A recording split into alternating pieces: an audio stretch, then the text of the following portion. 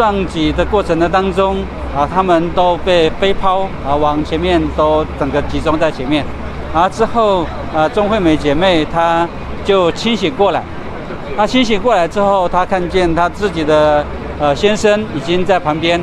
然后没有呼吸心跳，那看到她的儿子也是没有呼吸心跳，然后找不到女儿，然后叫的时候才知道女儿是被压在旁边的那些铁片一些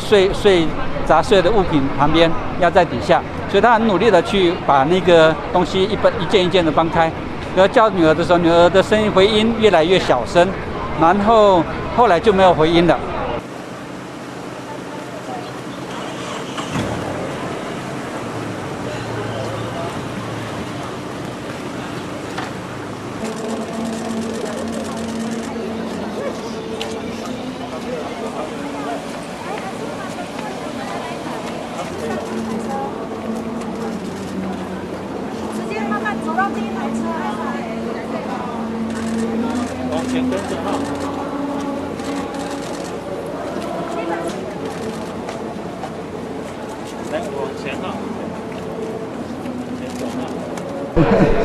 没办法，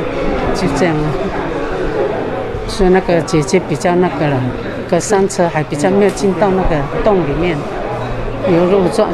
洞里面的话，也差不多了。他们也是很慢出来的，